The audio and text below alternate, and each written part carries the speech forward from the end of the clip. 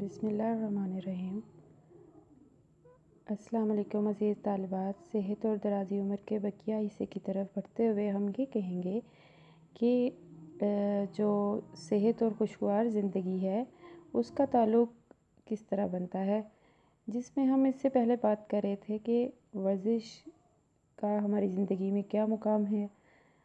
اب ہم بات کریں گے کہ تمباکو نوشی اور منشیات کا استعمال ہماری زندگی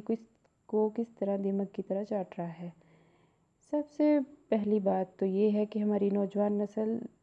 جو ہماری اسکولوں میں یونیورسٹیز میں بچے پڑھتے ہیں یا کہہ لیجیے ایسے لوگ جن کو تعلیم سے تو وابستگی نہیں ہے لیکن وہ عام زندگی میں بھی بہتر انداز سے کام نہیں کر پا رہے، بلکہ وہ منشیات کے استعمال میں اس طرح بری طرح متاثر ہو چکے ہیں کہ ان کو اپنی زندگی کے اصولوں کا پتہ ہے، نہ انہیں یہ پتہ ہے کہ زندگی کہتے کسے ہیں۔ تو یہ ایک خطرناک حد تک بڑھنے والا زہر ہے جو ہماری زندگیوں کو چاٹ رہا ہے، ہماری زندگیوں میں رس چکا ہے، ہمارے خون میں رس چکا ہے۔ لہٰذا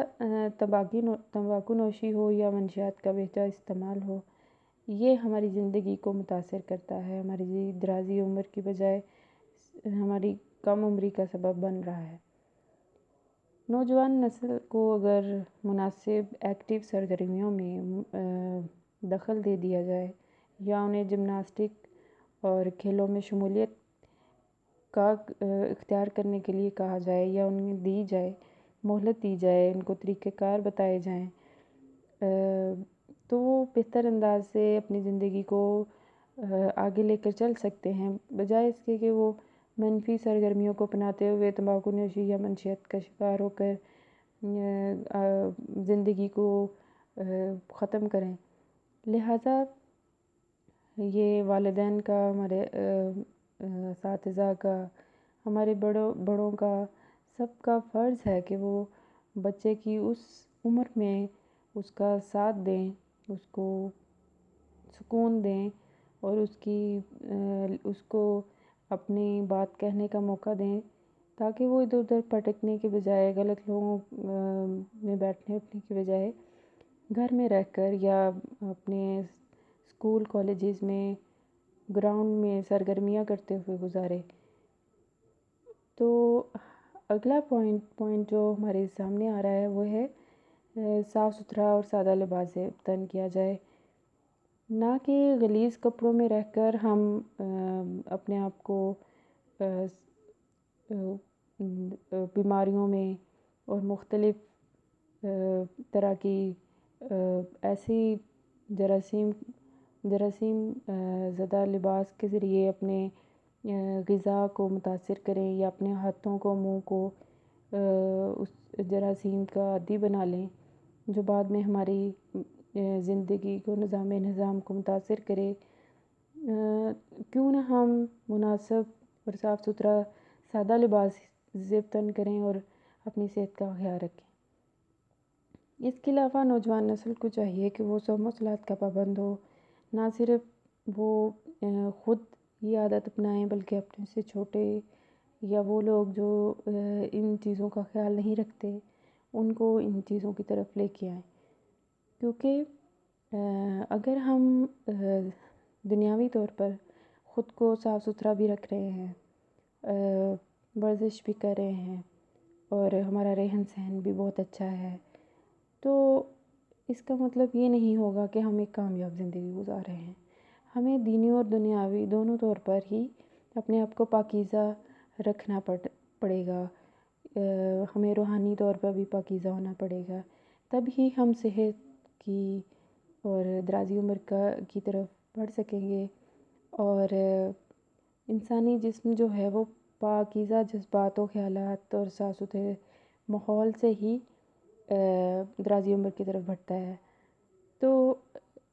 اس کے علاوہ کھانا معمول کے مطابق کھانا چاہیے، مقررہ وقت پر کھانا چاہیے، اور رات کے ٹائم کوشش کرنی چاہیے کہ اپنا کھانا بالکل اتنا کھائیں جس سے آپ کا پیٹ نہ بھرے، بلکہ آپ رات گزارنے کے لیے اتنی غذا کھائیں جو آپ کے لیے بہتر ہو، جو کہ قبض یا دوسری بیماریاں یا ہیضہ کا سبب نہ بنے۔ اس کے علاوہ سب سے بہتر بات جو ہمیں اپنانی چاہیے وہ یہ ہے کہ میانہ روی کو اپنی زندگی میں شامل کریں، چاہے وہ ورزش ہو، چاہے وہ متوازن غذا ہو، چاہے وہ صاف ستھرا لباس ہو، چاہے نیند ہو، چاہے آرام ہو۔ ہر لحاظ سے ہمیں متوازن اور مناسب طریقے سے اعتدال پسندی کو اپنی زندگی میں شامل کرنا چاہیے۔ یہ سب چیزیں ہمیں صحت اور درازی عمر کی طرف لے کے چلتی ہیں۔ اب ہم یہ بھی دیکھیں گے کہ درازی عمر جو ہے وہ کن اصولوں کو اپنا کر حاصل کی جا سکتی ہے۔ یعنی یہ تو جو اب تک ہم پڑھ رہے تھے وہ تھے ہمارے صحت مند رہنے کے اصول، جو کہ ہمیں درازی عمر کی طرف لے کے چلتے ہیں۔ مزید اگلا قدم جو اسی سے ملتا جلتا ہے مگر درازی عمر کی طرف لے کے چلتا ہے، وہ اصول ہیں، ان میں سے چند نکات کا ہم ذکر کریں گے۔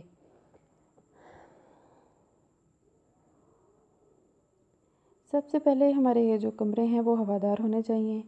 کھلی فضا ہونی چاہیے جس میں ہم سوئیں، نہ کہ ہم ایئر کنڈیشن